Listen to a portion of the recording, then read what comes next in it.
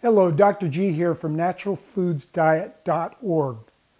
Today I want to show you how I accomplish a nutrient-dense diet.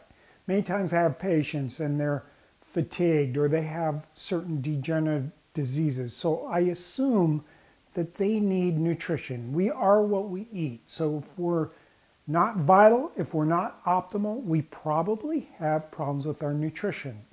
Now, nutrition is what you eat, and then of course it's also how well you digest it. So let's talk about the ideal meal to rebuild someone who has a disease or has fatigue and is breaking down. Okay, one of the key foods that I recommend is vegetables. Vegetables are loaded with nutrients. They're loaded with vitamins, they're loaded with minerals, and they're also loaded with other phytonutrients. Now I know there's a big push out there for raw food diet, eat raw vegetables. The advantage of raw is you don't heat destroy any of the vitamins, and that is true of certain heat sensitive vitamins. Like, let's take for example vitamin C. If you cook a vegetable, then you can decrease the amount of vitamin C in that vegetable by anywhere from 1/3 to 1/2 of the vitamin C content. Now the minerals aren't altered by cooking, but let's talk about cooking for a second. Now think about the vegetable. One of the things that's characteristic of the cell of plants is they have a thick cell wall. This thick cell wall is really impenetrable to our digestive enzymes and our stomach acid. So guess what? A lot of times when we eat raw fruits and vegetables, yes, they're loaded with nutrition, but they go right through us, especially when we're debilitated, especially when our digestive system isn't working so well. So what is my counter to that? Eating cooked vegetables. I recommend that my patients that are having health challenges have copious amounts of cooked vegetables with every meal. So that's one way to get nutrient density. Now, how do we know this is true? Well, they've done studies. Let's take, for example, a carrot. You take a carrot and you eat it raw. If you eat a carrot raw, you will absorb about 5% of the beta carotene from that carrot. Now let's take a cooked carrot. You take a carrot, you cook it. Guess what? 15% of the beta carotene is absorbed. 3 times more of an essential nutrient that is converted in the body to vitamin A. Vitamin A is critical for our vision and many, many other functions in our body. Now, it's not just carotene. Lutein, same thing. Way more lutein from cooked vegetables versus raw. Lycopene, same thing. The same thing with minerals. If that cell wall remains intact and our digestive enzymes, it's impenetrable. Our digestive enzymes bounce off of it. Our hydrochloric acid in our stomach bounces off of it. Cooking breaks it down. So cooking your vegetables.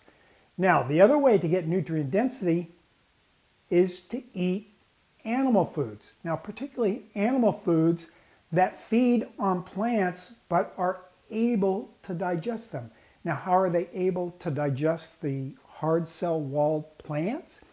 Well, they have a special digestive tract that allows bacterial fermentation to occur in their gut so that these cell walls are broken down. They get all the nutrients from the plants, and then they can pass those nutrients on to you. So there you go. Some animal foods. Cook your vegetables, a good way to get nutrient density when you really need it. And guess what? In my patients that I examine every day and examine their blood, examine their hair, examine their urine, almost everyone has a problem today. Now what I'm going to do right now is just show you some food I've already cooked. This is for my family. I'll just show you a typical Dr. Gerhauser meal. All right, here we go. So we take our vegetables.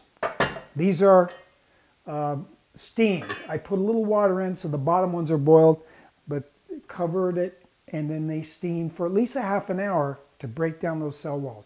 So here we have the cruciferous vegetable, cauliflower, and we have some more broccoli. Okay? Does that look like a lot?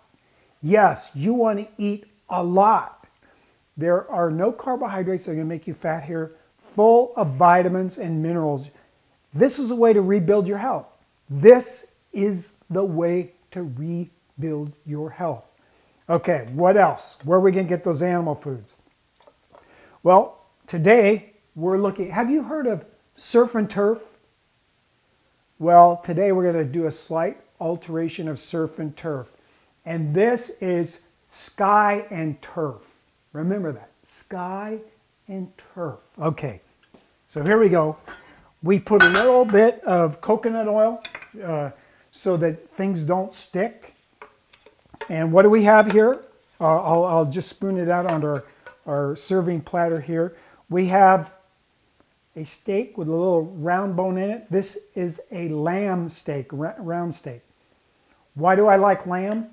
Well, lamb has not been hybridized like cattle. So beef is okay, but beef has been altered by man way more than sheep. So I would go with eating lamb as much as you can. But of course you want a grass-fed organic animal. Now, how else can you get a natural food? And now we talked about turf. There's our turf. Sky. Birds. You know, these birds fly around. They eat plants, grains, and maybe some insects. So we find a way to capture birds. These happen to be small birds. These actually are doves, mourning doves. So we have a little variety. We have some lamb, and we have some organic wild mourning doves. This is a great meal. Now, if you need more energy, let's say that you're an athlete that needs more calories, then you would add a safe carbohydrate to this meal. This could be something like sweet potatoes or yams, would give you high carbohydrates.